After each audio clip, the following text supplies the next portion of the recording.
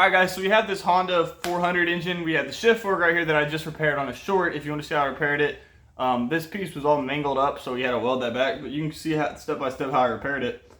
So let's just get this engine put back together. Gotta try to get these arms up on her. If you're wondering why we gotta get these arms up on her, because it allows her to shift. It's gonna take a good minute to get her in all the way. Yep, she'll shift now. You can hear it.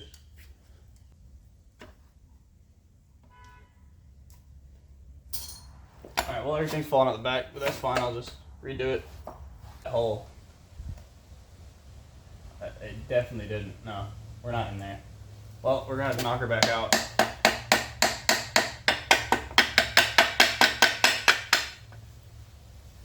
We don't have to completely knock her out, we just gotta kind of knock her out enough to get that thing into place. So the problem with this, so you gotta get this lever that's gonna move up and down inside the shifter fork. Once you do, you'll be fine. You're chilling. That is. Okay, starter. And then we have two starter bolts. These are the starter bolts right here. I'm gonna put one in for now. Maybe it was the smaller gear first. And then after that, I know for a fact it was the smaller gear. Because we had this big gear and the smaller gear goes like this. And we just kind of try to get these to find a place where you can lock up in there. So all of these ones are gonna go in this outer case. Personally, my torque spec for these is I just grab my ratchet, make sure it's tightening. So now you have, so what I'm gonna do is instead we're gonna fill this up with grease. This is not silicone, guys, so it's not going to harden up. This is grease.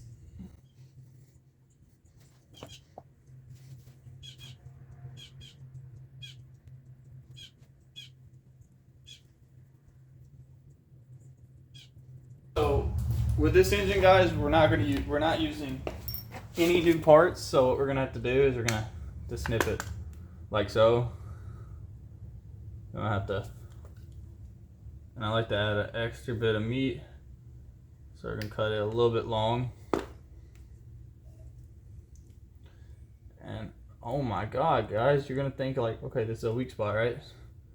What we're gonna do to try to prevent this from being a weak spot is we're gonna bond those. So to bond those, first thing first, we're gonna have to clean that grease off of them. Dip this guy in some super glue, like that. Okay, don't want to get this on my skin.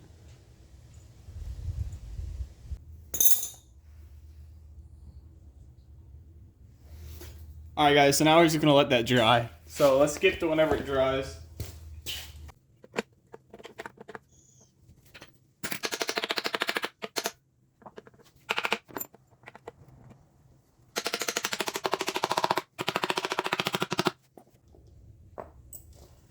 Alright guys, we got a problem. I just mixed and matched a whole bunch of bolts, but it's fine. I should know everyone that goes to this engine.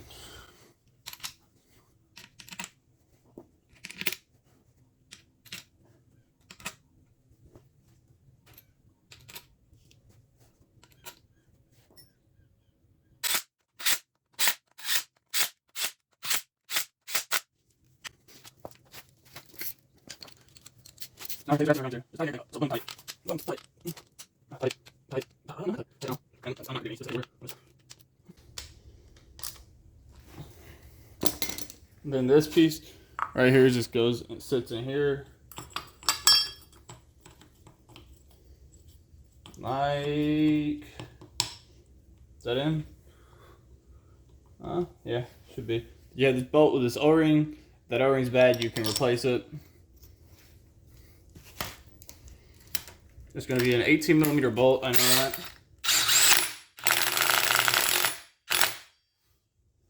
Alright, now what we do is we put this cover on. It sits on like this with the pulley rope pulling out this way.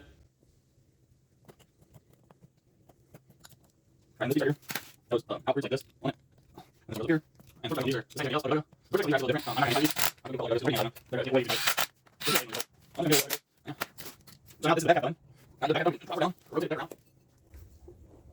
gonna lift her up so you guys can see, maybe if I can get her to lift up. So then you guys can see. So you have this right here. Put this together right there. This fork goes up. Washer goes over that fork. There's a bearing. That bearing falls out. What I like to do if they fall out, the bearings, if they fall out, what I like to do is I like to grab some grease. And I like to just rub her around the outside of the bearing before I stick her back in there. I mean, just kind of stick her back in there. Whichever way she goes. Oh, she popped out.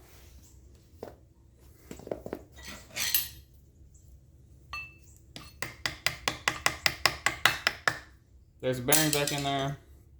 Then what I like to do is I like to grease this piece up right here. This piece will sit up on this bearing, like so, if we can get her to go up in the bearing. She should sit up in the bearing. There it goes.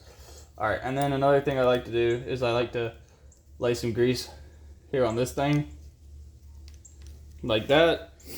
And then you have this bearing right here. The spring part goes towards the inside, like this, and I'll spring out. And she'll just go on there perfectly. She will take some coercing. Everything good takes a little bit of effort. And yes, guys, don't get mad at me using a hammer. And so you're gonna have 11 of these short ones. You're gonna have 2 of the medium length ones, and you're gonna have 1 long one. The 1 long one goes right here, like so. The two medium lengths go here and here. And now all the short ones go in all the other holes.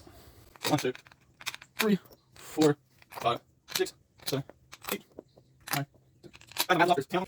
Also, guys, if you want to, you can replace these O-rings right there, and I do recommend that if you're having problems with oil leakage and stuff, because those O-rings do go bad. Of course, every O-ring is going to go bad eventually.